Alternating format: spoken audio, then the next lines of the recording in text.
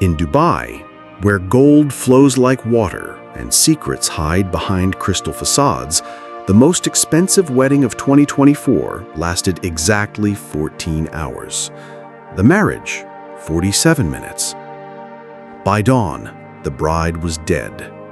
The groom had vanished, and a $500,000 celebration had become the city's most twisted crime scene.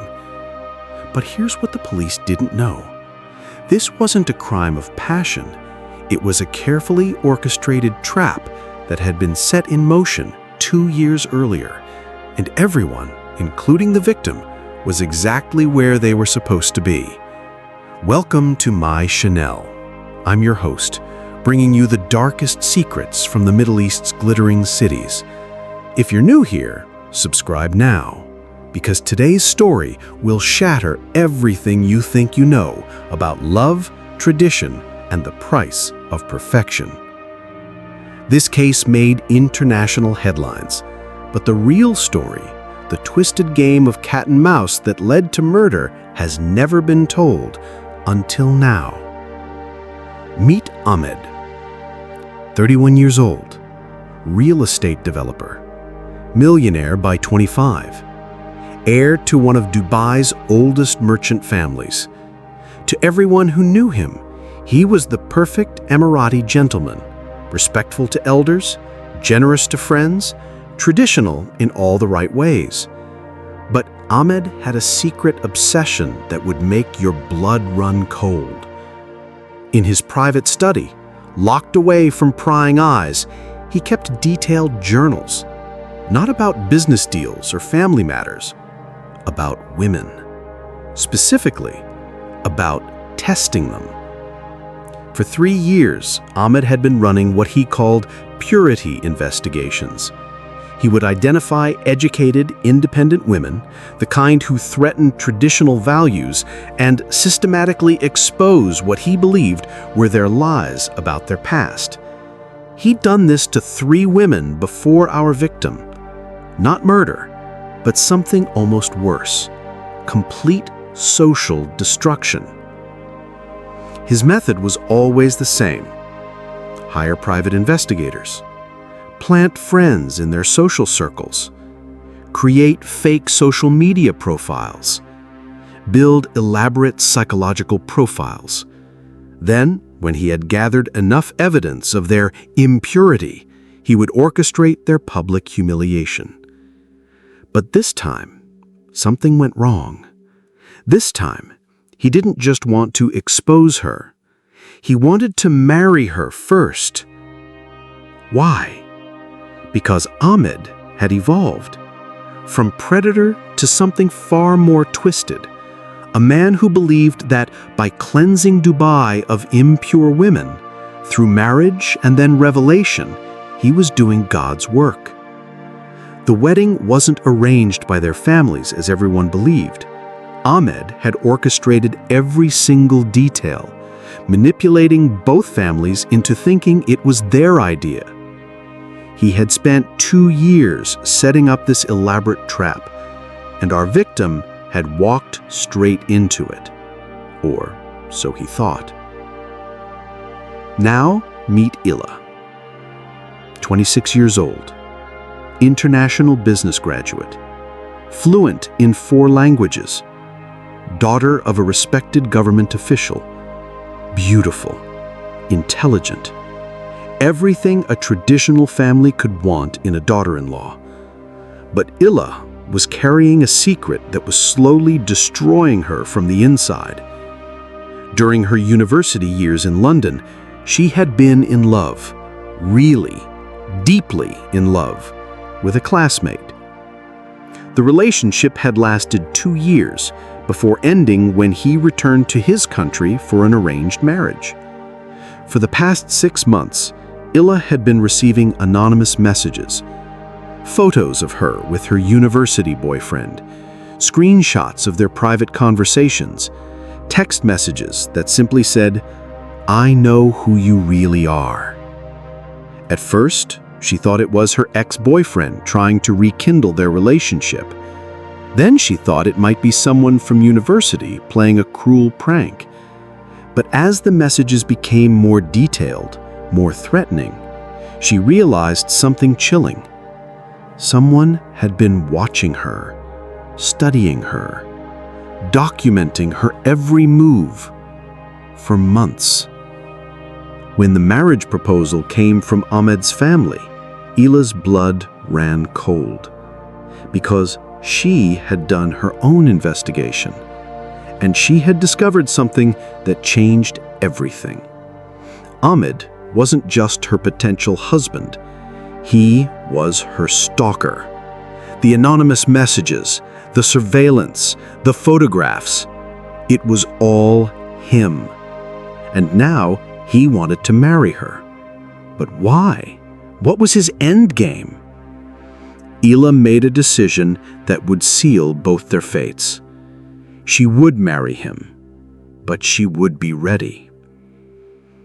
But there's another layer to this twisted story that makes it even more heartbreaking.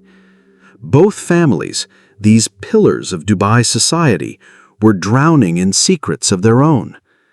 Ila's father, despite his government position, was facing bankruptcy. His wife's cancer treatment had depleted their savings, and mounting debts were threatening to destroy everything they had built. So this marriage wasn't just about tradition. It was about survival. Ahmed's family was equally desperate. Their real estate empire was built on illegal land deals and government corruption. They needed connections, legitimacy, and most importantly, they needed Ila's father's influence to avoid prosecution. So when Ahmed approached his family with this perfect match, both families jumped at the opportunity. Neither cared about their children's happiness. Neither asked the right questions. They were all so desperate for their own salvation that they handed their children over to fate. And fate, as we'll see, had something truly horrifying in store. What happens when a master manipulator meets someone who's been planning their own revenge? When predator meets predator? When two people enter a marriage, not for love, but for destruction? The answer will shock you. But first, let me tell you about the web of lies that had been spinning for 2 years, drawing everyone closer to a wedding night that would end in blood. What do you think? Is Ahmed a calculating predator, or is there something even darker at play here? And what about Layla? Victim or vengeful mastermind? Drop your theories in the comments below, and don't forget to subscribe, because Part 2 will reveal the twisted surveillance network that made this tragedy inevitable. Trust me, you won't see this coming. 2 years before the wedding that would end in murder, Ahmed attended a university alumni event in Dubai. It was supposed to be a simple networking evening, but it became the night that changed everything. Across the crowded ballroom, he saw her. She was laughing with a group of friends, elegant in a modest black dress, her intelligence shining through every conversation. To Ahmed, she appeared to be everything he valued in a woman: educated but respectful, modern but traditional. He watched her for hours, studying her mannerisms, her interactions, the way she carried herself with quiet confidence. That night, Ahmed went home and created his first file on Ila. He told himself it was just curiosity, maybe even genuine interest. But within weeks, curiosity had become obsession, and obsession had become something far more sinister. Through careful social media investigation, Ahmed discovered Ila's secret. Photos from her London university days showed her with a young man, clearly more than just friends. The images were innocent enough, holding hands, laughing together, a kiss on the cheek. But to Ahmed, they were evidence of deception. In his twisted mind, Ila had become a fraud, a woman pretending to be pure while hiding her shameful past. Instead of moving on like any normal person would, Ahmed made a decision that would ultimately lead to murder. He would expose her. But not immediately. He would create an elaborate plan to systematically destroy her reputation, just as he had done to 3 other women before her. Ahmed hired a private investigator, a man who specialized in what he euphemistically called reputation management. For months, this investigator followed Ela, photographing her daily routines, recording her phone conversations when possible, building a comprehensive profile of her life, her fears, and her vulnerabilities. But Ahmed didn't stop there. He began infiltrating her social circles through fake identities. He created multiple social media accounts, using stolen photos and carefully crafted personalities to befriend Ela's acquaintances. Through these fake personas, he learned about her job, her family's financial struggles, her mother's illness, and most importantly, her deep shame about her past relationship. The harassment began subtly. Anonymous messages would appear in her inbox with cryptic references to London. Fake accounts would comment on her photos with veiled threats. Ahmed paid people to casually ask her friends about her reputation at social gatherings. He wanted to isolate her, to make her paranoid, to make her vulnerable. But what Ahmed didn't know was that Ela was far smarter than his previous victims.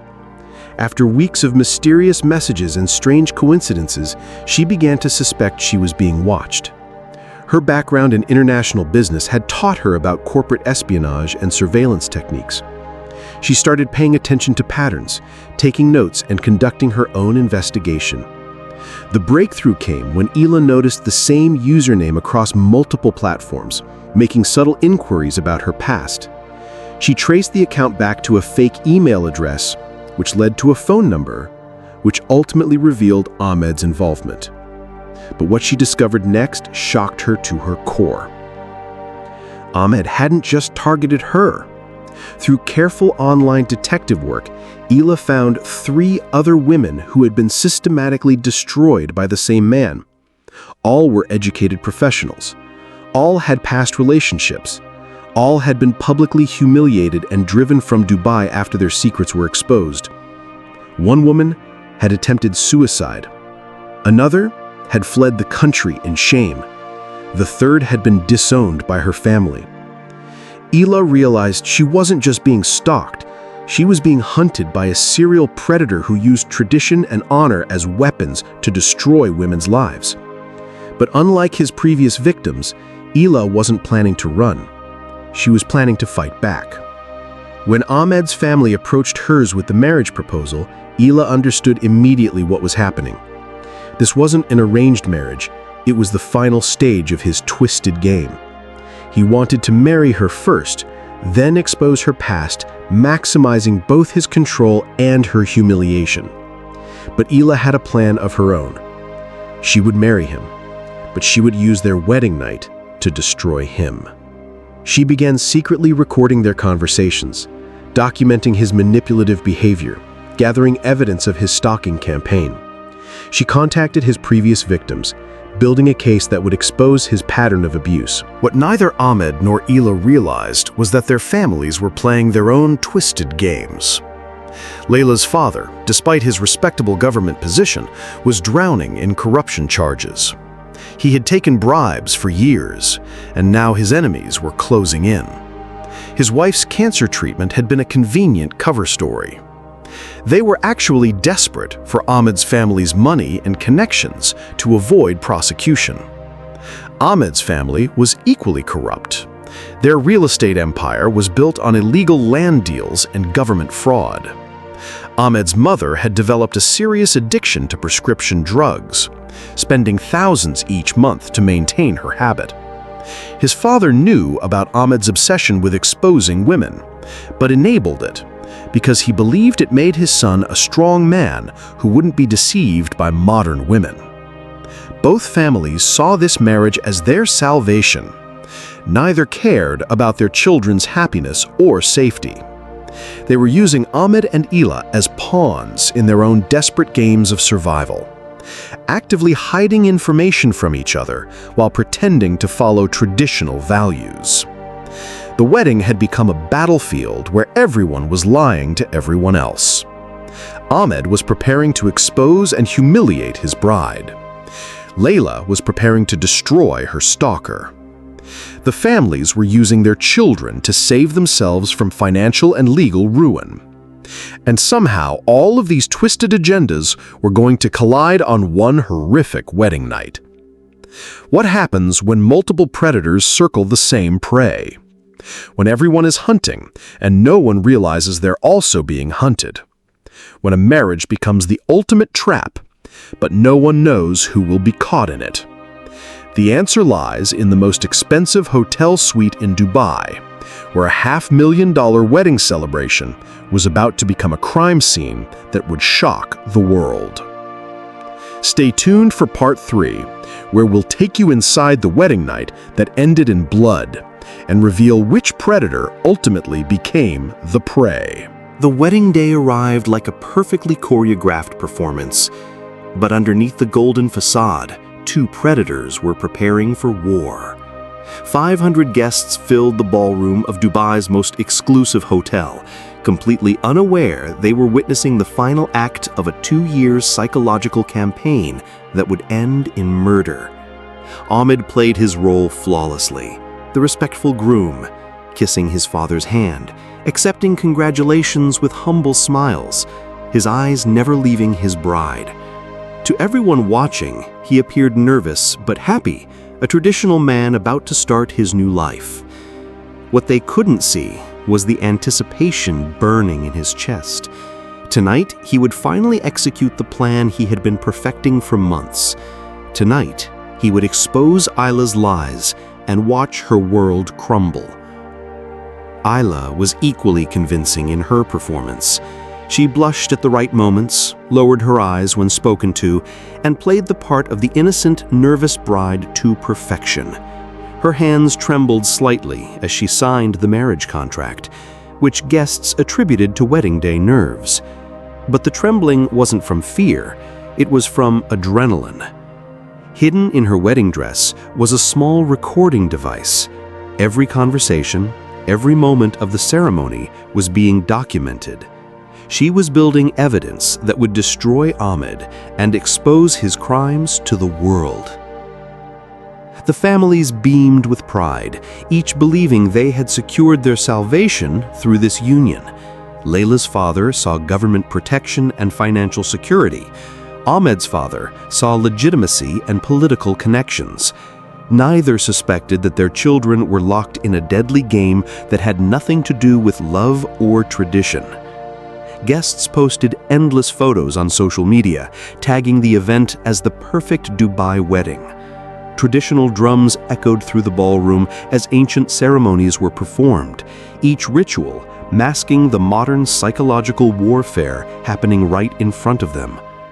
The bride and groom exchanged vows in Arabic, promising honor, loyalty, and protection, while each secretly planned the other's destruction. As midnight approached, the celebration reached its peak. The couple was escorted to their suite on the hotel's top floor. Rose petals scattered on marble floors, champagne chilling in crystal buckets.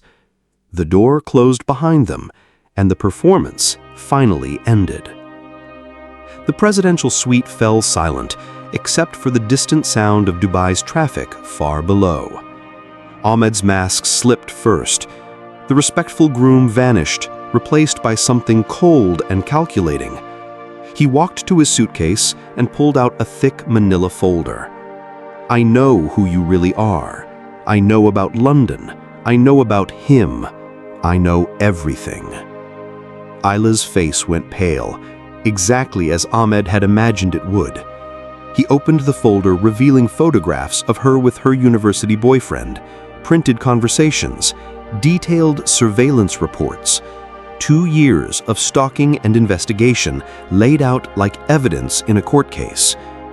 "You thought you could deceive me," Ahmed continued, his voice rising with righteous anger. "You thought you could make a fool of me, of my family, of everything we stand for. But I've been watching you. I've been documenting your lies. And now everyone will know what you really are." But instead of the breakdown he expected, instead of tears and pleas for forgiveness, Ayla did something that shattered Ahmed's world. She smiled. "I know," she said simply. "I've known it was you all along." Now it was Ahmed's turn to go pale. Ayla reached into her wedding dress and pulled out her own phone, showing him a recording app that had been running all evening. Then she pulled out her own folder, thicker than his. "I know about Sarah, about Fatima, about Noor." She named his previous victims. "I know about your sick obsession with destroying women.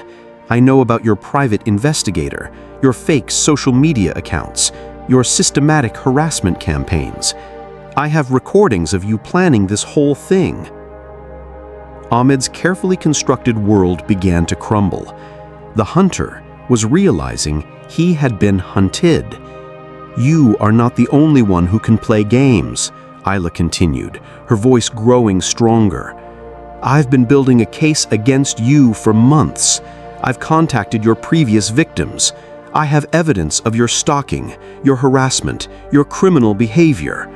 By tomorrow morning, every news outlet in Dubai will know exactly what kind of monster you are." The psychological battle that followed was unlike anything either of them had anticipated. Ahmed's rage at being outsmarted by the very woman he had considered his prey collided with Ayla's fury at being stalked and terrorized for 2 years. Neither was who they had pretended to be. The victim had become the aggressor. The hunter had become the hunted. But Ayla had made one fatal miscalculation. She had assumed that exposing Ahmed would be enough to stop him. She hadn't anticipated the depth of his narcissistic rage when confronted with his own failure. When Ahmed realized he had been manipulated by the very woman he had spent 2 years trying to destroy, something inside him snapped. The psychological war became physical. Ahmed's hands found Ayla's throat. She fought back, but she was smaller, weaker. The struggle was brief and brutal. In his rage at being beaten at his own game, Ahmed committed the one act that would destroy not just Ayla, but himself and both families.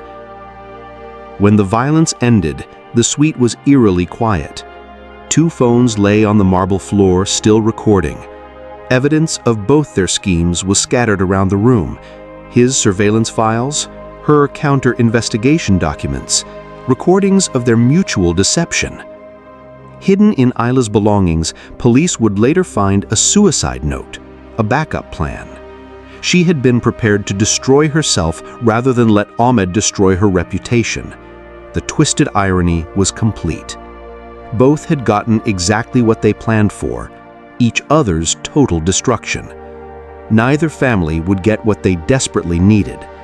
The perfect wedding had become the perfect crime scene, and Dubai's elite would be forced to confront the darkness hiding behind their golden facades. As dawn broke over the city's glittering skyline, the most expensive wedding in Dubai's history had become its most shocking murder case.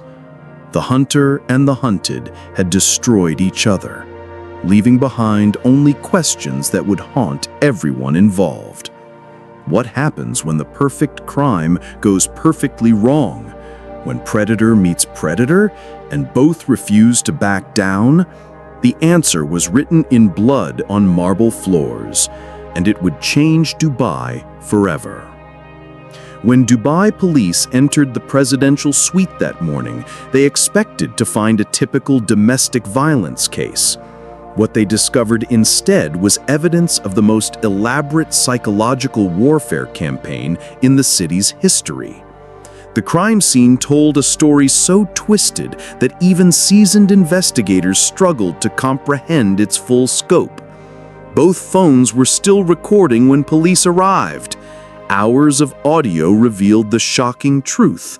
This wasn't a simple murder. It was the violent climax of a 2-year game of mutual psychological torture. Ahmed's voice could be heard detailing his surveillance operation. Ayla's responses revealed her own counter-investigation. Neither victim nor perpetrator, Both were predators who had hunted each other to the death. The evidence scattered around the suite painted a picture of systematic stalking that went far beyond anything police had seen before. Ahmed's files contained hundreds of photographs of Ayla taken without her knowledge, detailed psychological profiles, and records of every person he had paid to gather information about her. But equally disturbing were Ayla's own documents. Recordings of Ahmed's conversations, evidence of his previous victims, and a carefully planned strategy to destroy his reputation. As investigators dug deeper, they uncovered Ahmed's private investigator, a man named Rashid who specialized in what he euphemistically called reputation management. Under interrogation, Rashid broke down and confessed to 2 years of systematic stalking. He was sick, Rashid told investigators, his hands shaking as he spoke. He would spend hours studying these women, learning their fears, their weaknesses. Then he would create elaborate plans to humiliate them publicly. He called it cleansing Dubai of impure women. Rashid's confession exposed a network of men who targeted educated, independent women with past relationships. They used social media manipulation, paid informants, and systematic harassment to drive their victims into isolation and despair. Ahmed was their leader, a man who had turned misogyny into a twisted crusade. The investigation exploded both families' carefully constructed lies. Layla's father, the respected government official, was revealed to be deeply corrupt. Financial records showed years of bribes and illegal deals. His wife's medical bills, the supposed reason for their financial desperation, were fabricated. They had used their daughter's marriage as a shield to avoid prosecution for their crimes. Ahmed's family was equally corrupt. Their real estate empire was built on forged documents and government fraud. Police found evidence of money laundering, tax evasion, and bribery stretching back decades. Ahmed's mother wasn't just socially conscious. She was addicted to prescription drugs, spending thousands each month to maintain her habit, while pretending to be a pillar of traditional values. The marriage that both families had celebrated as a union of honor was revealed to be nothing more than a business transaction between 2 criminal enterprises. Neither family had cared about their children's well-being. They had used them as pawns in their own desperate games of survival. As news of the murder spread, 3 women came forward with stories that made investigators' blood run cold. Sarah, a former teacher, described how Ahmed had systematically destroyed her career by spreading rumors about her past relationships. She had been forced to leave Dubai in shame, her family disowning her after Ahmed's evidence was revealed. Fatima, a successful businesswoman, told of how Ahmed had infiltrated her social circle, gathering information about her university years abroad. When he exposed her past, she lost her job, her friends, and nearly her life. She had assumed that exposing Ahmed would be enough to stop him. She hadn't anticipated the depth of his narcissistic rage when confronted with his own failure. When Ahmed realized he had been manipulated by the very woman he had spent 2 years trying to destroy, something inside him snapped. The psychological warfare became physical. Ahmed's hands found Ayla's throat. She fought back, but she was smaller, weaker. The struggle was brief and brutal. In his rage at being beaten at his own game, Ahmed committed the one act that would destroy not just Ayla, but himself and both families. When the violence ended, the suite was eerily quiet. 2 phones lay on the marble floor, still recording. Evidence of both their schemes was scattered around the room. His surveillance files, her counter-investigation documents, recordings of their mutual deception hidden in Ayla's belongings. Police would later find a suicide note she had written as a backup plan, prepared to destroy herself rather than let Ahmed destroy her reputation. The twisted irony was complete. Both had gotten exactly what they planned for, each other's total destruction. Neither family would get what they desperately needed. The perfect wedding had become the perfect crime scene, and Dubai's elite would be forced to confront the darkness hiding behind their golden facades. As dawn broke over the city's glittering skyline, the most expensive wedding in Dubai's history had become its most shocking murder case. The hunter and the hunted had destroyed each other, leaving behind only questions that would haunt everyone involved. What happens when the perfect crime goes perfectly wrong? When predator meets predator and both refuse to back down? The answer was written in blood on marble floors, and it would change Dubai forever. When Dubai police entered the presidential suite that morning, they expected to find a typical domestic violence case. What they discovered instead was evidence of the most elaborate psychological warfare campaign in the city's history. The crime scene told a story so twisted that even seasoned investigators struggled to comprehend its full scope. Both phones were still recording when police arrived.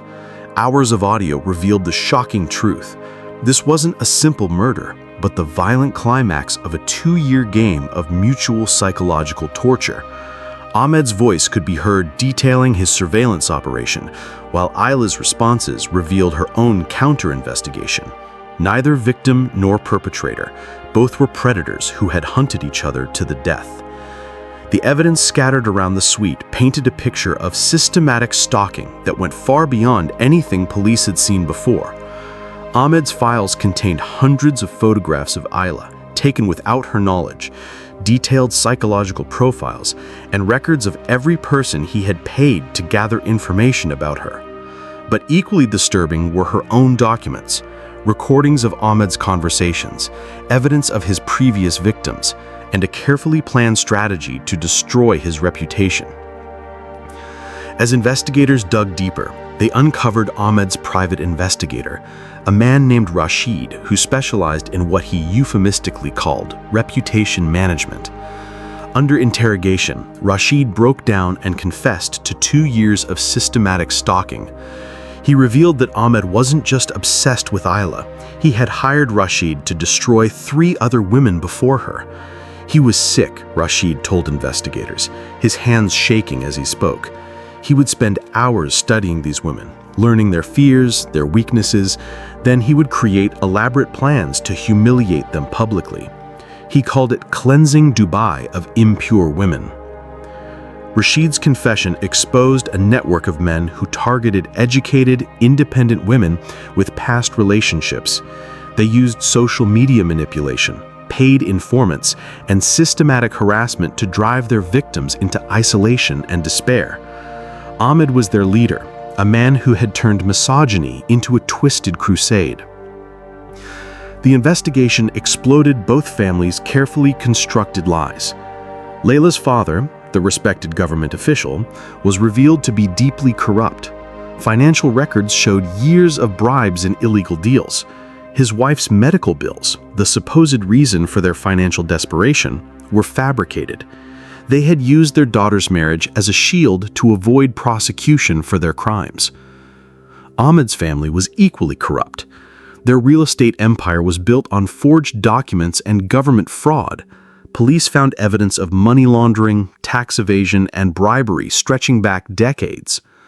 Ahmed's mother wasn't just socially conscious, she was addicted to prescription drugs, spending thousands each month to maintain her habit while pretending to be a pillar of traditional values. The marriage that both families had celebrated as a union of honor was revealed to be nothing more than a business transaction between 2 criminal enterprises. Neither family had cared about their children's well-being. They had used them as pawns in their own desperate games of survival. As news of the murder spread, 3 women came forward with stories that made investigators' blood run cold. Sarah, a former teacher, described how Ahmed had systematically destroyed her career by spreading rumors about her past relationships. She had been forced to leave Dubai in shame, her family disowning her after Ahmed's evidence was revealed. Fatima, a successful businesswoman, told of how Ahmed had infiltrated her social circle, gathering information about her university years abroad. When he exposed her past, she lost her job, her friends, and nearly her life. She had attempted suicide after the public humiliation, surviving only by chance. New, a journalist, revealed how Ahmed had used fake social media accounts to harass her for months before publicly exposing her relationship history. The campaign had been so thorough that she had fled the country, abandoning her career and family to escape the shame. All three women described the same pattern: months of psychological torture followed by public humiliation. Ahmed had destroyed their lives methodically, using their own shame and society's judgment as weapons. What they didn't know was that he had been documenting everything, keeping detailed records of each woman's destruction, like trophies. Ahmed was found 3 days later in the desert outside Dubai, dehydrated and delirious. He had fled to his family's desert compound, but paranoia had driven him further into the wilderness.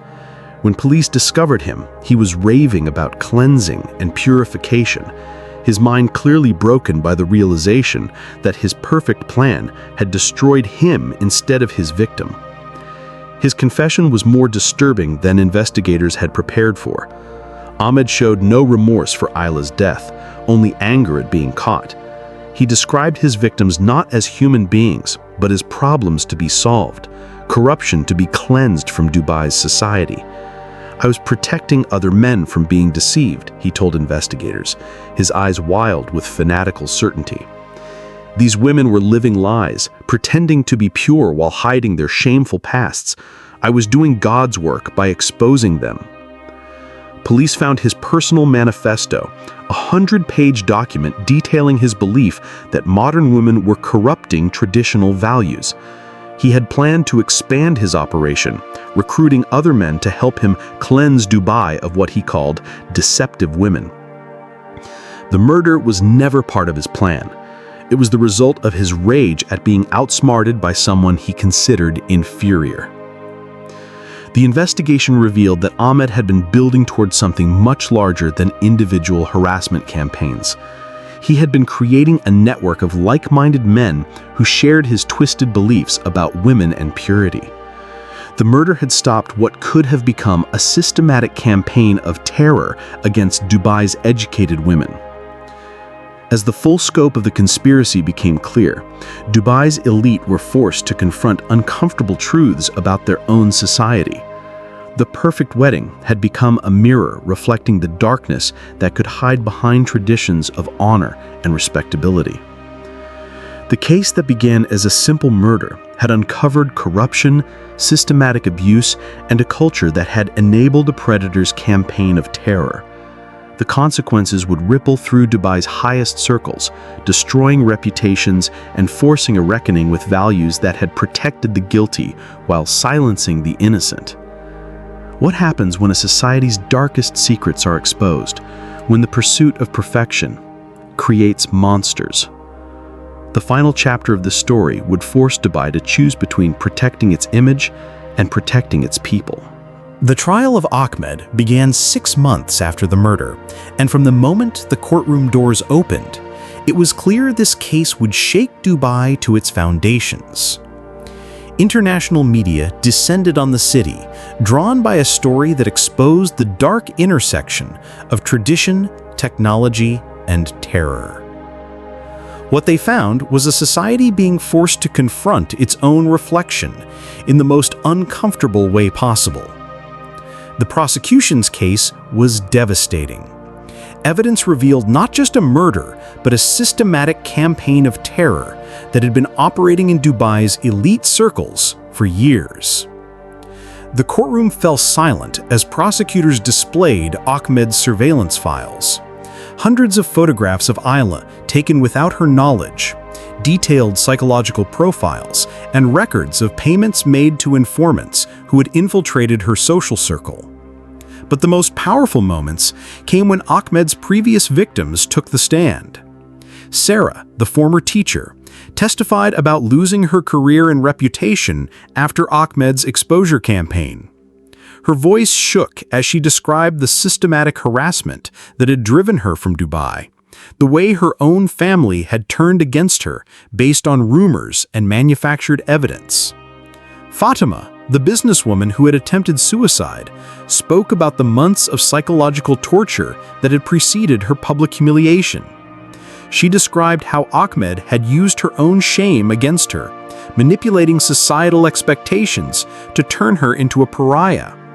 Her testimony revealed how perfectly Ahmed had weaponized traditional values to destroy modern women. Nu, the journalist who had fled the country, testified via video link from her exile.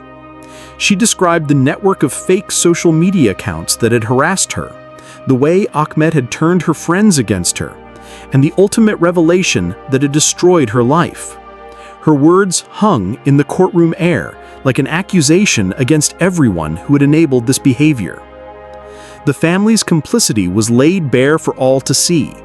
Evidence showed how both sets of parents had ignored warning signs, prioritized financial gain over their children's safety, and actively participated in covering up the crimes that had funded their lifestyles. Dubai's elite, many of whom had attended the wedding, were forced to confront their own role in enabling a system that had protected predators while silencing victims. The defense's strategy shocked even seasoned court observers. Ahmed's lawyers argued that their client had been driven to madness by the deceptive behavior of modern women who pretended to be traditional while hiding shameful pasts.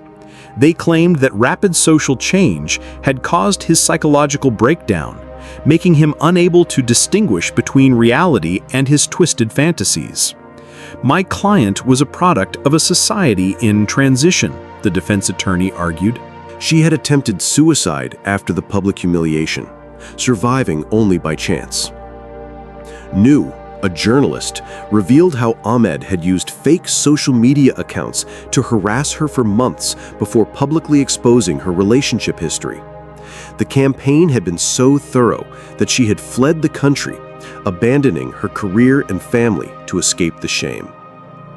All three women described the same pattern: months of psychological torture followed by public humiliation. Ahmed had destroyed their lives methodically, using their own shame and society's judgment as weapons.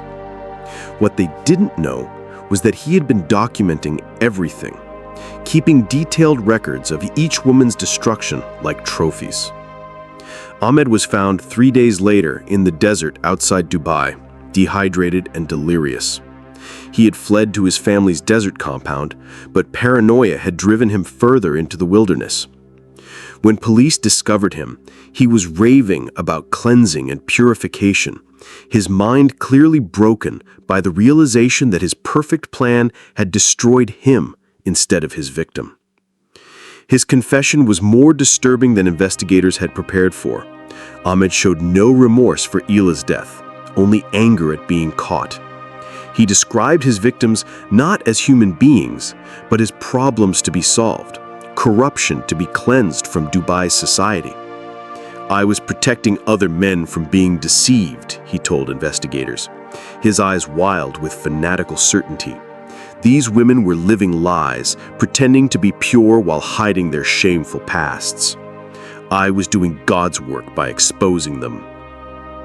Police found his personal manifesto, a 100-page document detailing his belief that modern women were corrupting traditional values. He had planned to expand his operation, recruiting other men to help him cleanse Dubai of what he called deceptive women. The murder was never part of his plan. It was the result of his rage at being outsmarted by someone he considered inferior.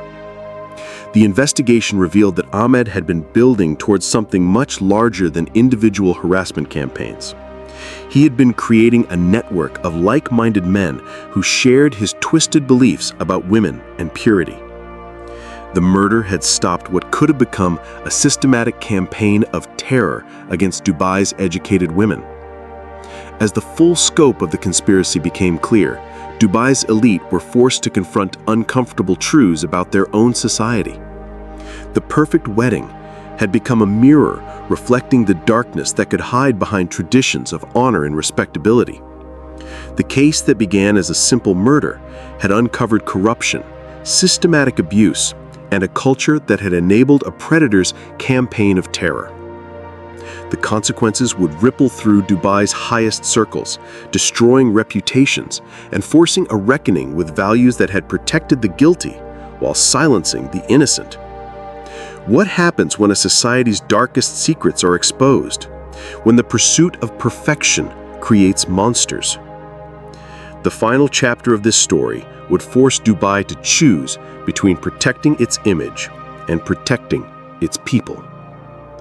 The trial of Ahmed began 6 months after the murder, and from the moment the courtroom doors opened, it was clear this case would shake Dubai to its foundations.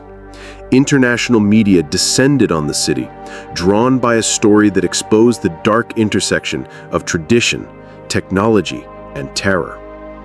What they found was a society being forced to confront its own reflection in the most uncomfortable way possible. The prosecution's case was devastating. Evidence revealed not just a murder, but a systematic campaign of terror that had been operating in Dubai's elite circles for years. The courtroom fell silent as prosecutors displayed Ahmed's surveillance files, hundreds of photographs of Ila taken without her knowledge, detailed psychological profiles, and records of payments made to informants who had infiltrated her social circle. But the most powerful moments came when Ahmed's previous victims took the stand. Sarah, the former teacher, testified about losing her career and reputation after Ahmed's exposure campaign. Her voice shook as she described the systematic harassment that had driven her from Dubai, the way her own family had turned against her based on rumors and manufactured evidence. Fatima, the businesswoman who had attempted suicide, spoke about the months of psychological torture that had preceded her public humiliation. She described how Ahmed had used her own shame against her, manipulating societal expectations to turn her into a pariah. Her testimony revealed how perfectly Ahmed had weaponized traditional values to destroy modern women. Nu, the journalist who had fled the country, testified via video link from her exile. She described the network of fake social media accounts that had harassed her, the way Ahmed had turned her friends against her, and the ultimate revelation that had destroyed her life. Her words hung in the courtroom air like an accusation against everyone who had enabled this behavior. The family's complicity was laid bare for all to see.